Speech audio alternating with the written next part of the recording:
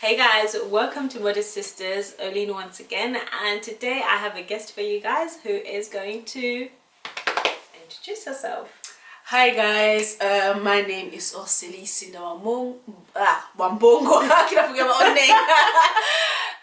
I'm 24 years old, I'm an artist, I'm an activist, I'm a campaigner, but I'm also doing my master's in contemporary art.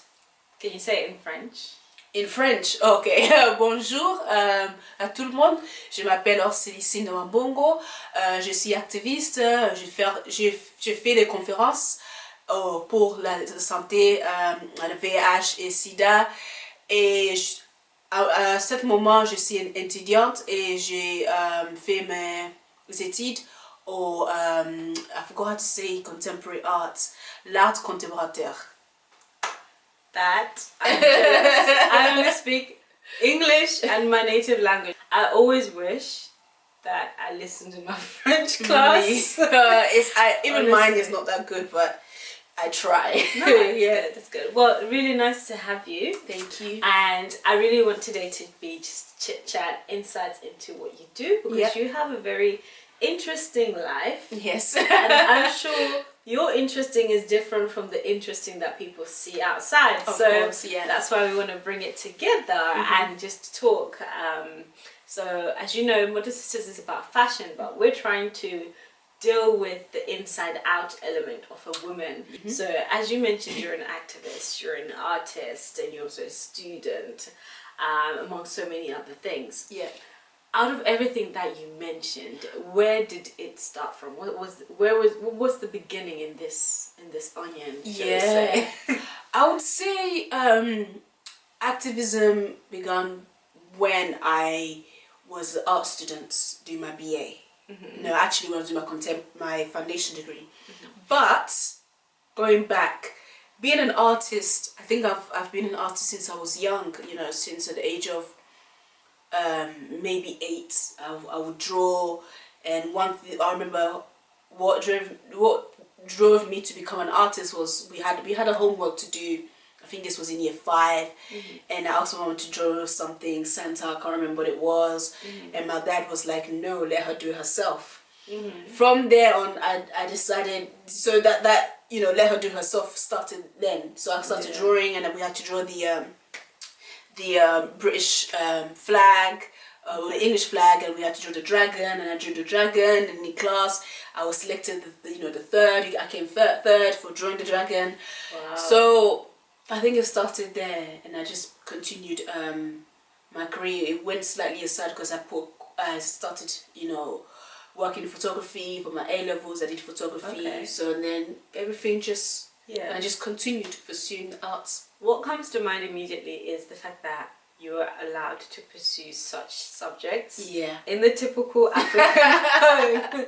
Listen, like, art where? Like, where's the money in that? Yeah, you want to be a broke artist. You know That's what I mean? Tells me. Like, yeah. So I think kudos to your parents for allowing you to be the child that, you're born to be and not try to imply what you should be. Yeah, no, it came with challenges. It came with a lot of challenges. When I did photography for my A-levels, I did really well compared to my business. I think I got like a D in business, and I didn't care, and I didn't put no effort to the first year. I was like, I don't care about this because we had to do obviously 4 courses. But when I think it was when even when I graduated, oh my god, when I graduated, I was like, so what are you gonna do now? Yeah. So it didn't come easy, but I think the money will come. You have to our parents have to understand the money would come. It's first just allowing the kid to explore and make those mistakes. And of course they want what's best for us. I don't blame them. Do you think it's to do with the fact that you're the last born?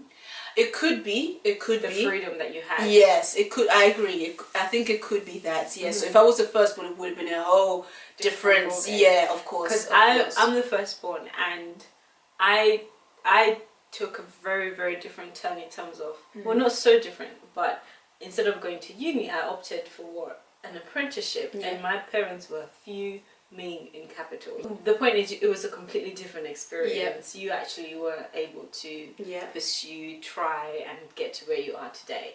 So that's pretty cool. Very, very cool. And where do you what's your vision for this art journey?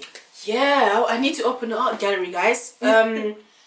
It's just there are not many African arts, you know, in the markets. African artists, you know, it's different. And I think we really, as a culture, African culture, as a people, we have so much to talk about. We have so much to do. We have such a big history that, of course, was not, you know, revealed to us. But now that we've found it, I think it's so important that we find ways to display it, find ways to put it somewhere, you know, preserve it, so that our children and our children's children can always come back to these museums and see it. Go to, I mean, galleries can be sometimes more commercial. And I want to get to commercial because of the cash. But at the same time, I also want to, you know, build a museum. I think we need to have these things in our countries. Nigeria, I'm sure there are museums in Nigeria, but we need to encourage to build more, you know. Just, it doesn't have to be art museum. It could be a museum for just culture. It could be a museum for music. It could be a museum for fashion. You know, the history of fashion. Where did it start?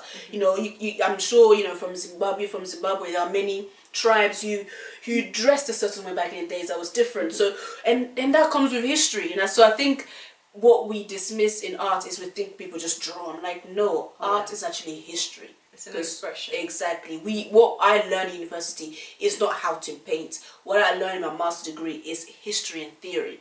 So, and we have history, so we can actually put it somewhere to see. What's your favorite type of art? How do you express, and how do you get inspired? I would say one of my favorites, I'll say, is photography.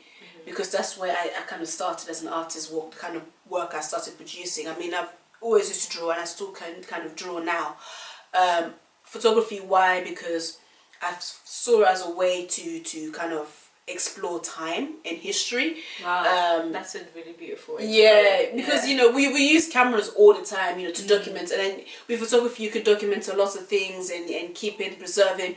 And with the kind of work that I used to produce, and I still produce now, is once you print something, you can always manipulate it, you can paint over it, you can reprint it, you can change it digitally. So photography for me gives you that diverse medium, that we could use medium in art. So it's a diverse media where you can use it to manipulate, and in photograph is all just life. But I'll say that, but also I do enjoy collaging, so you know, mixing things together from different sources. It could be magazines, it could be this, and you probably do it in, what's it called, fashion illustration. You do that. So there's so many dimensions to photography, and there's so many opportunities, to be honest, with photography.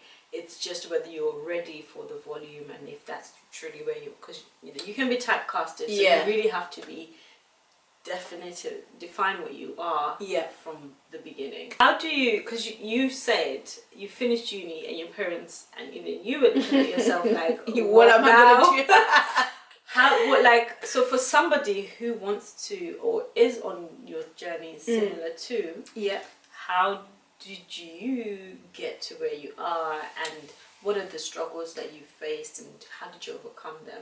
That's a good question. So when I got my degree in 2017, but before that I had thoughts in second year, because I was looking at my degree. I'm like, okay, I'm in one of the prestigious universities in London in the art world, but what am I going to do after? So I went to volunteer.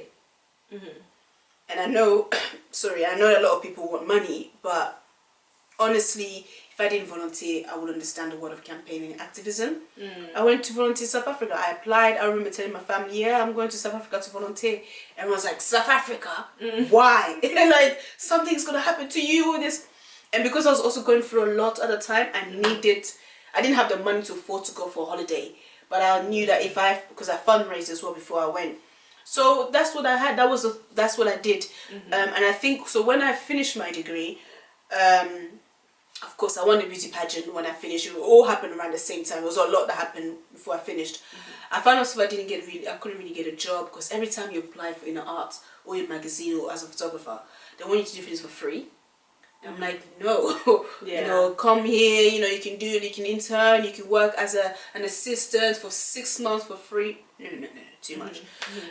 Worked in Harrods, which was great. Actually, I hated it. It was a good place, but I hated that job. Were you doing art or were you doing retail? No, retail. I did retail when I finished my degree. Okay.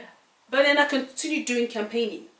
So, and I think that's what kind of led me to get to where I am today. And then, again, it comes with life experience, because I was also going through, so much was happening around 2017 when I finished my degree. I didn't want to go straight to do my master's. Yeah. So I thought, and I'm glad I took the 2 years to do campaigning, and now I went back. So my advice would be, try something outside of what you normally do. Because if you do business, maybe try photography. You can combine photography and business. You know, if you do, I don't know, you studied international relations or something like that, you know, you can do work experience outside of the country. Learn a new language. I mean, it's a challenge, but go outside your comfort zone. So when I went to volunteer in South Africa for 3 months, I was in South Africa. But when I came back, I had a whole new perspective of what development work means. Because, you know, sometimes a lot of us are raised here, we'll grow up and we're like, one day I'll go to Africa, I'm going to do this, I'm going to make a change. Yes, Africa will change. But until you don't have that experience of community work and voluntary work, you ask yourself, what exactly am I going to do when I get to Africa? So I think my advice is, when you're in second year, because you have a bit of time, because third year is hectic, but when you're in second year, even first year, you know, if you need to take a gap year, just go and do something that's different to what you normally do. It doesn't have to be so different. I'm not asking you do business and you go and do farming and go, or you know, you study fashion, you go and do farming. No, it's just something along the lines of what you're interested in, because it gives you a new skill. So when you finish university, you don't find yourself with just a paper degree. You actually have skills. So that would be my advice. Are you taking notes? Make sure, take notes. I know university is crazy, so I know what I'm talking about. I didn't go to uni, and a big part for me, so glad I didn't. But I do want to do my master's, and I think a master's is going to be such a it will open a different part of me, combining the practical knowledge that I have with now the theory. So I definitely am with you in terms of obtaining practical experience, real experience in reality, in the real world, because combining that with then the theory, it creates a platform for you to have fresh, innovative ideas, which will actually work. One thing I love that you said, we were chit-chatting before we put the camera on, you said if you do not like reading, watch film. Listen, I don't like reading, and I'm working on that, because it's not a good thing to encourage you. Somebody said to me, if you do not read, you're as good as a person who cannot read. And that's touched me. That is actually quite tough. That touched me, but it's true. Because it's not good that to encourage the fact that you do not like reading, but in the interim, watching, I'm a visual person. So I learn by watching and hearing and touching and doing it. I want to know more about what you campaign for. Not just that, but also, again, speaking of practical, in society, what do you deal with in terms of, you were saying a lot behind the scenes about the people that you meet and why they approach you, and you know, the relationships and how you get the most out of it for both parties, etc. So guys, I campaign for HIV and AIDS, reproductive health, and the reason why I campaign, sounds so ambitious. I'm just a believer that if we want to develop Africa, I can't develop the whole Africa, but I focus on Congo because I'm from Congo. But for those who are watching from Africa, my advice is that, my point is, if we want to develop Africa, we can't do it without keeping people alive. And that's health, right? You can't tell me about business, you know, because I meet a lot of people from different, you know, field, and I always say business, money, this. you can't do that if people are sick in a bed and dying. It's just, look at the coronavirus, you know. There are now doctors you have to take care of these other doctors or these business people. You've contracted a virus that's you know, that's crucial, and you might die. So people, exactly. So I campaign about HIV and AIDS. I was born HIV positive, but I think my story has touched many people, and I think because I can relate with a lot of people. Somebody watches probably knows somebody that's HIV positive, because you never know. I think that part of my life was very difficult to overcome. To get to the camera and say it was very hard, but I've overcome it since the age of 21. So it's been almost 4 years since people have known my status. So there's that part. So you're saying only at the age of 21, that's when you actually told everybody? Wow. Yeah. So all that time you were just... No one knew. Not my friends. Not... Yeah. What did you think people would do if they knew? I didn't think about that.